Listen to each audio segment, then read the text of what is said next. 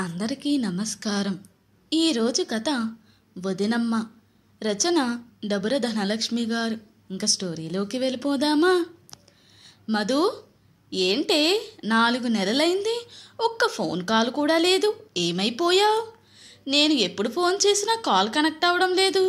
పోనీ నేనే వద్దామనుకుంటే తీరిక ఉండడం లేదు. ఆరా తీసింది సుప్రజ తన తోడుకోడలు మాధురిని. మాధురి, లేదక్క, మనసు బాగోలేదు అంది ముక్తసరిగా. మరలా ఆ ముక్త గురించేనా? ఎందుకే అంతలా ఆలోచన? పెళ్ళై సంవత్సరం కూడా కాలేదు, అప్పుడే అది అత్తగారింట్లో ఇమడలేదు అంటూ గోల చేస్తున్నావు. అనవసరంగా బాధపడుతున్నావు. ఇప్పటికే బీపీ షుగర్ తెచ్చేసుకున్నావు అంది. మాధురిలో ఆవేశం పెరిగిపోయింది. అమ్మా మహాతల్లి, జరిగిన విషయాలు నీకు తెలియవు. ఆపు నీ సలహాలు. పెద్ద ఆరిందల ప్రతిదానికి పెత్తనంగా మాట్లాడతావు. ఆ ముక్త నా కూతురు. నీ సలహాలు మాకేం అవసరం లేదు. కంటే తెలుస్తుంది పిల్లల విలువ. నీ ఓదార్పు మాటల వల్ల మాకు జరగాల్సిన నష్టాలన్నీ జరిగాయి. ఇంకోసారి నాతో కానీ ఆ ముక్తతో కానీ మా వారితో కానీ మాట్లాడే ప్రయత్నం చేయకు. నీతో మాట్లాడడం ఇష్టం లేకని నీ నెంబర్ను మా అందరి ఫోన్లో బ్లాక్ లిస్ట్లో పెట్టా అంటూ మరో మాటకు అవకాశం ఇవ్వకుండా ఫోన్ కాల్ కట్ చేసింది. హాల్లో సోఫాలో కూర్చుండిపోయింది సుప్రజ. అంటే నిజంగా తనతో మాట్లాడడం వాళ్ళెవ్వరికి ఇష్టం లేదన్నమాట. ఆ ఆలోచన రాగానే సుప్రజ కళ్ళు అప్రయత్నంగా కన్నీటితో తడిచాయి. అసలు తన చేతుల్లో పెరిగిన పిల్ల ఆముక్త. ఆముక్తకు పెళ్ళయ్యాక ఎందుకు వీళ్ళంతా ఇలా మారిపోయారు? ప్రేమగా తన చుట్టూ తిరిగే బిడ్డలాంటి మరిది ఆకాష్ కూడా తనతో మాట్లాడడం లేదు. ఏం జరిగిందో తెలియదు, అడిగినా చెప్పరు. ఏం జరిగిందో తనకెలా తెలిసేది అంటూ బాధలో ఉండిపోయింది. అసలు ఏంటి మాధురి ఇంత ఆవేశంగా మాట్లాడింది? పెద్దంతరం చిన్నంతరం లేకుండా అసలు మాధురియేనా ఇలా మాట్లాడింది అనుకుంది బాధగా. సుప్రజ భర్త సాగర్, మాధురి భర్త ఆకాష్ ఇద్దరు అన్నాదమ్ములు. సుప్రజ ఆ ఇంటి కోడలుగా అడుగుపెట్టే నాటికే అత్తగారు కాలం చేశారు. మామగారికి విపరీతమైన తాగుడు అలవాటు. అదే అలవాటు సుప్రజ భర్త సాగర్కు కూడా. తండ్రి కొడుకులిద్దరూ తాగొచ్చి రాత్రిలు నానా గొడవ చేసేవారు. అప్పుడప్పుడు సాగర్ తాగుడు మైకంలో సుప్రజపై చేయి చేసుకునేవాడు కూడా. సాగర్ తమ్ముడు ఆకాష్ సిటీలో చదివేవాడు. ఈ సమయంలో సుప్రజ భర్తను మార్చుకోవడానికి ఎన్నో కష్టాలు పడింది. సుప్రజ మామగారు మరిది ఆకాష్కు ఎక్కువ కట్నంతో పెళ్లి సంబంధం ఖాయం చేశాడు. ఆకాష్ తన కొలీగ్ చెల్లెలైన మాధురిని మనస్ఫూర్తిగా ప్రేమించాడు. ఆకాష్ తన జీవితం మాధురితోనే అని నిర్ణయం చేసుకున్నాడు. ఈ విషయం తండ్రికి చెప్పేలోపు ఆకాష్కు పెళ్లి ఖాయం చేశారు. ఆకాష్ తన ప్రేమ విషయం వదిన సుప్రజకు చెప్పాడు. రాక్షసుల్లాంటి భర్త తాగుబోతూ, మామకు సర్ది చెప్పగల తెలివితేటలు తనకి లేవు. ఓవైపు బిడ్డ సమానమైన మరిది, తనకి ఇష్టం లేని పెళ్లి చేసుకుని జీవితాంతం బాధపడాల్సి వస్తుందని సుప్రజ ఎంతో తల్లడిల్లింది. ఏదైతే అది అవుతుందని ఆకాష్కు మాధురిని రిజిస్టర్ మ్యారేజ్ చేసుకురమ్మని సలహా ఇచ్చింది. ఓ రోజు ఉదయాన్నే పెళ్లిదండలతో ఇంట్లో అడుగుపెట్టిన ఆకాష్ను చూసి నానా రాద్ధాంతం చేశారు సుప్రజ మామగారు ఇంకా భర్త. ఊరి పెద్దల జోక్యంతో గొడవైతే సద్దుమణిగింది. కానీ ఆ రోజు తాగొచ్చి సాగర్ కొట్టిన దెబ్బలకు సుప్రజ గాయాలు పాలయ్యింది. పోలీసుల జోక్యంతో కంప్లైంట్ రిజిస్టర్ అయి సాగర్ సద్దుమణిగాడు. కానీ సుప్రజ నిస్సహాయ దృశ్యం ఆకాష్ మాధురిలను కలిచివేసింది. మాధురి సుప్రజ మంచి మనసుకు మనసులోనే ఎంతో కృతజ్ఞతలు తెలుపుకుంది. సుప్రజ తనకు వరుసకు అక్క అయినా ఇక నుంచి తన ఆత్మీయ నేస్తం అని మాధురి ఆ రోజే నిర్ణయించుకుంది. తల్లి లాంటి ఆప్యాయతను మాధురి సుప్రజ సాన్నిహిత్యంలో అనుభూతి చెందింది. మాధురి ఇంట్లో అడుగుపెట్టాక పరిస్థితి కాస్త సర్దుకుంది. ఆకాష్ మాధురిని వదిన దగ్గర వదిలి సిటీలో ఉద్యోగానికి వెళ్ళిపోయాడు. శని ఆదివారాలు ఇంటికి వచ్చేవాడు.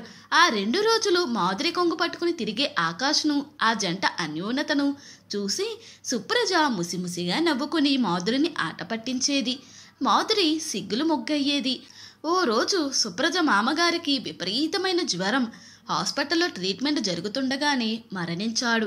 బంధువుల సమక్షంలో అంత్యక్రియలు పూర్తయ్యాయి. సాగర్ తండ్రి తోడు లేక ఒంటరయ్యాడు. సాగర్లో మెల్లమెల్లగా అంతర్మదనం మొదలైంది. అప్పుడప్పుడు సాగర్ తన భార్య సుప్రజను గమనించాడు. పెళ్ళప్పుడు ఎంతో అందంగా ఉండే సుప్రజ ఇప్పుడు ఓ శోకదేవతలా ఉంది. అంతా తన వల్లి. తరువాత సాగర్కు కొద్ది కొద్దిగా తాగుడుపై విరక్తి కలిగింది. ఆకాష్ మాధురిల అన్యోన్యత సాగర్ను ఆలోచింపచేసింది. పైగా మాధురి మాట్లాడే మాటలు సాగర్ని ఆలోచింపచేసేవి.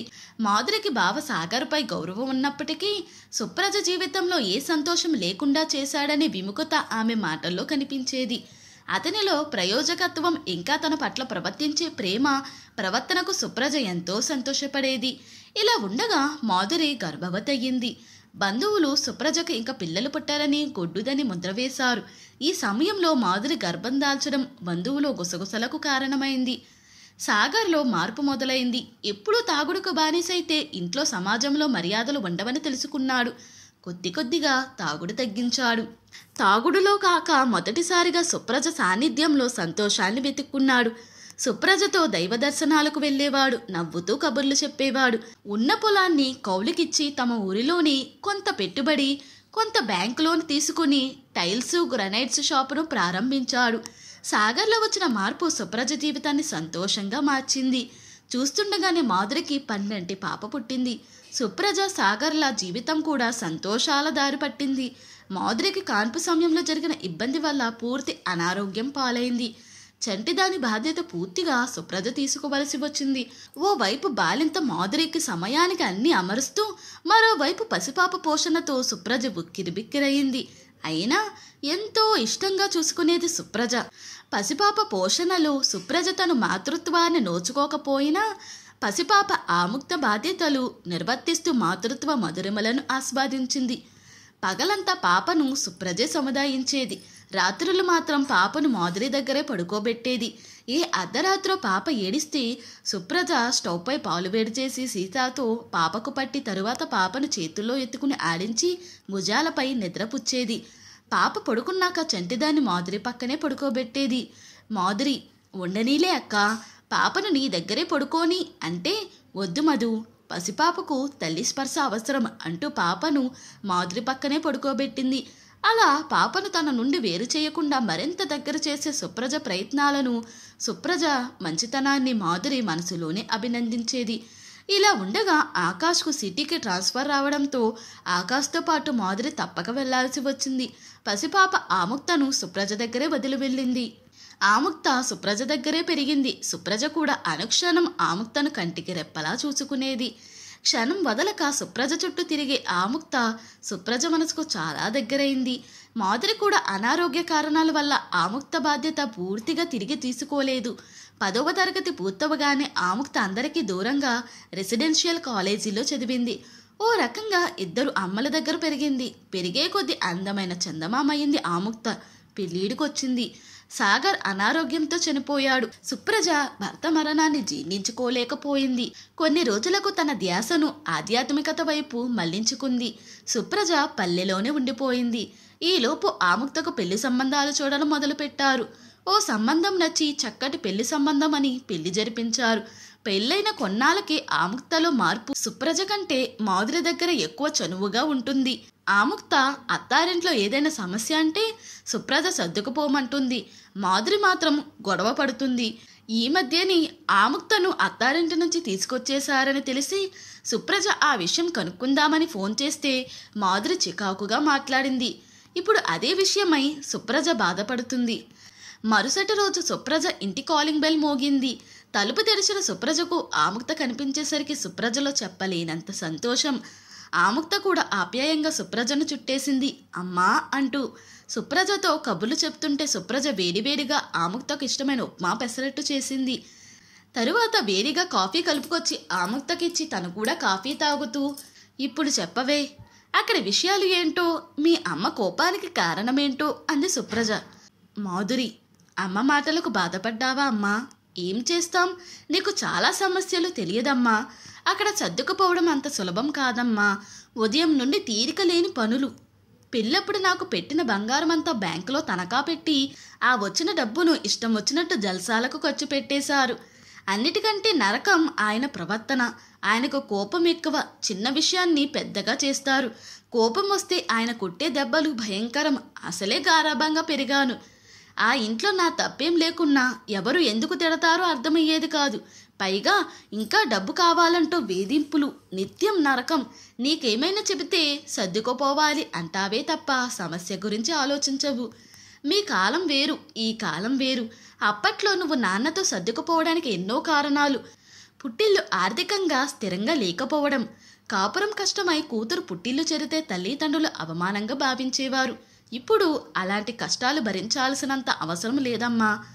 ఆడపిల్లలకు సొంత వ్యక్తిత్వం, అభిమానం ఎక్కువ. ప్రేమకు మాత్రమే బానిసలు, అంతేగాని అవమానాలను సహించడం లేదు.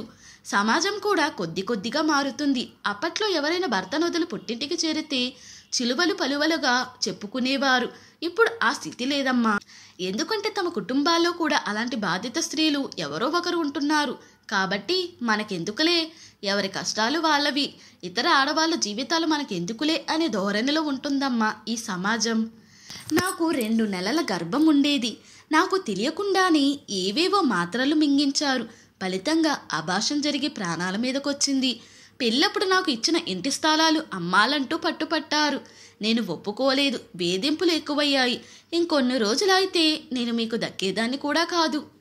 కాలేజీ ఫ్రెండ్స్ ఫోన్ చేసినా, చివరికి అమ్మ కానీ, చివరాఖరికి నువ్వు ఫోన్ చేసినా అందరూ అక్కడే దొంగచాటుగా వింటూ ఉంటారమ్మా. నన్ను చంపి జర్మనీలో ఉంటున్న ఇంకో ఇండియా అమ్మాయిని పెళ్లి చేసుకునే ప్లాన్లో ఉన్నారమ్మా. నాకు తెలియకుండానే నాకు నిలిచిన 2 నెలల గర్భాన్ని మందులతో మా అత్త పోగొట్టేసింది. నాకు జీవితంపై విరక్తి వచ్చేసిందమ్మా. ఎప్పుడు నీకు ఫోన్ చేసి చెప్పినా నువ్వేమో సర్దుకుపోవాలమ్మా అంటూ చెప్తావు. నువ్వో అమాయకురాలివమ్మా. అందుకే అమ్మా నాన్న నన్ను తీసుకుని వచ్చేశారమ్మా. పోయిన వారం విడాకులకు అప్లై చేశారు అంది ఆముక్త. ఆముక్త ఎదుర్కొన్న సమస్యలకు సుప్రజ కళ్ళు కన్నీటితో నిండిపోయాయి.